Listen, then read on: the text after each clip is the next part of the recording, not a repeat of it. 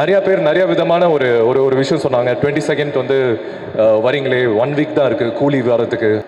என்னை பொறுத்த வரைக்கும் August 14th கூலியும் வந்து பாருங்கள். ஏன்னா ரஜினி சாரும் என்னோட அப்பா தான்.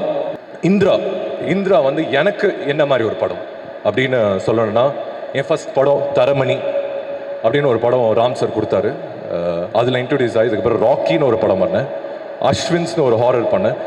ஒரு படமே ஒரு ஜானராக டிஃப்ரெண்ட்டாக பண்ணணும்னு எப்போவுமே நினச்சது உண்டு. அது வந்து உங்களோட சப்போர்ட், உங்களோட லவ் தரமணியில் கொடுத்தீங்க, ராக்கியில் கொடுத்தீங்க, அஸ்வின்ஸ் ஒரு ஹாரர் படம் பண்ணும்போது கொடுத்தீங்க. அதுலேருந்து தொடர்ந்து ஜெயிலர்னு ஒரு படம் பண்ணேன். அதில் ரொம்பவே லவ் பண்ணீங்க. ஆக்சுவலாக அது வந்து நான் ஒரு ஸ்டேட் போனாலும் சரி, ஒரு கண்ட்ரி போனாலும் சரி, யுவர் லவ் வாஸ் இம்மென்ஸ். அந்த விதத்தில் இந்திரா வந்து இன்னொரு படம் என் லைஃப்பில், என் கெரியரில் ஒரு முக்கியமான படம். அதே என் கெரியரில், என் லைஃப்பில் ஒரு முக்கியமான படம்னு சொல்கிறேன்னா, சில படங்கள் மட்டும்தான் மனசில் தோணும் ஒரு ஆக்டருக்கு, இந்த படம் வந்து ஒரு ரொம்ப முக்கியமான படமாக நம்ம லைஃப்பில் இருக்கும் அப்படின்ட்டு. ஸோ என் கெரியரில் தரமணி, ராக்கி எந்த அளவுக்கு எனக்கு பர்சனலாக முக்கியமோ, இந்திரா வந்து ஆடியன்ஸ் மத்தியிலுமே ஒரு முக்கியமான படமாக அமையும். ஏன்னா ஆல்வேஸ் த்ரில்லர் படங்கள் தமிழ் ஆடியன்ஸ் வந்து என்றைக்குமே கைவிட்டது கிடையாது. கடைசியாக நம்ம வந்து ஒரு ரொம்ப அழகான ஒரு த்ரில்லர், இல்லை ரொம்ப பம்ப்டப்பான ஒரு த்ரில்லர் பார்த்தது வந்து ராட்சசன் அண்ட் போர் தொழில். இந்த 2 த்ரில்லர்ஸ்க்கு அப்புறம் தமிழ் சினிமாவில் வந்து ஒரு கேப் இருந்திருக்கு. அந்த கேப் இந்த வருஷத்தில் ஏன் படம்னு சொல்ல, Indira will be one of the best thriller films in Tamil cinema right now. இது வந்து நான் வந்து ஏதோ கான்ஃபிடென்ட்டாக பேசலை, நான் படம் பார்த்துட்டேன்.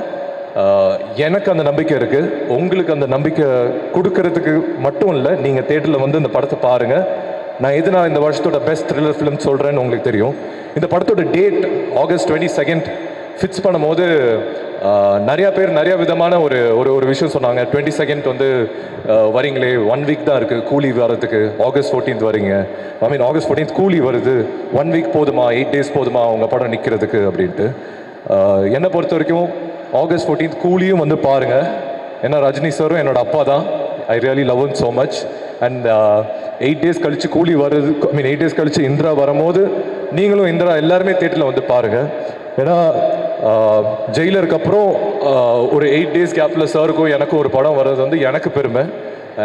அண்ட் படங்களுக்கும் அது ஒரு நல்ல விஷயம். ஒரு பெரிய படம் வரும்போது ஒரு 8 நாள் கழித்து இந்திரா வரும்போது அந்த படம் வந்து ஆடியன்ஸ் நீங்கள் தேட்டரில் வந்து நீங்கள் பார்ப்பீங்கன்னு சொல்கிற ஒரு நம்பிக்கை மட்டும்தான் என் மனசில் இருக்குது, என்னோடய ஹார்ட்டில் இருக்குது.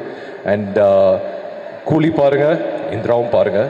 அண்ட் எந்த விதத்துலேயும் டிசப்பாயிண்ட் ஆகாது. இதெல்லாம் தாண்டி ஒரு படம் வந்து ஒருத்தவங்க வந்து எடுத்து ப்ரொடியூஸ் பண்ணி அதை வந்து மக்கள்கிட்ட சேர்க்குற ஒரு தருணம் இருக்குல்ல, அது வந்து ஒரு ஆக்டராக ஒரு படமே ஒரு மாதிரி பயமாக இருக்கும். இந்த படம் எப்படி போய் ஆடியன்ஸ்கிட்ட போய் சேருமா, ஆடியன்ஸ்கிட்ட போய் கரெக்டான இந்த படத்தை பொசிஷன் பண்ணிட முடியுமா அப்படின்னு ஒரு நம்பிக்கை இருக்குது.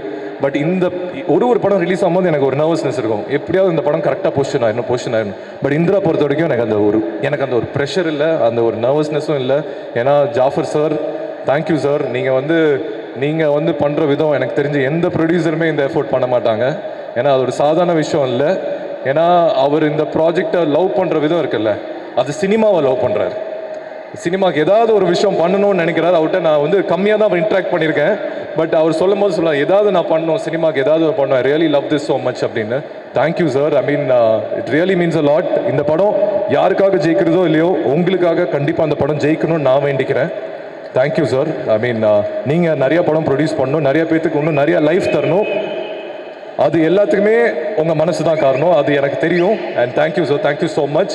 இந்த படம் சபரீஷ் மாதிரி நிறையா டைரக்டர்ஸ்க்கு நான் ஒர்க் பண்ண டைரக்டர்ஸ் வந்து, புது டைரக்டர்ஸ் வந்து அருண் மாத்தீஸ்வரன் ராக்கி, தருண் தேஜா அஸ்வின்ஸ், அதுக்கப்புறம் ரொம்ப தமிழ் சினிமாவுக்கு ரொம்ப முக்கியமான டைரக்டர் சபரீஷ்.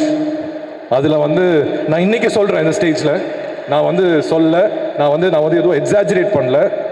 அடுத்த இந்த படம் ரிலீஸ் ஆகி ஒரு 1 வீக்கோ 10 daysல அவர் தனுஷ் சாருக்கே படம் பண்ணுவார். அந்த மாதிரி தான் எனக்கு தோணுது.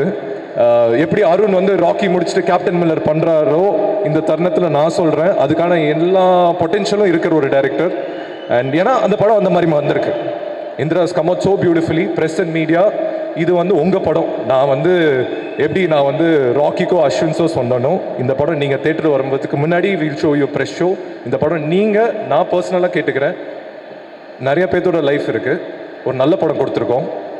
இது உங்கள் படமாக எடுத்து நீங்கள் ஓன் பண்ணி இந்த படத்தை எல்லா ஆடியன்ஸ்க்கு போய் சேர்த்து விடுவீங்கன்னு நம்புகிறேன். Thank you so much. Thank you to every one. அதாவது சுனில் சார் சொன்ன மாதிரி first floor, second floor, third floor, ground floor எல்லாத்துக்குமே தேங்க்யூ.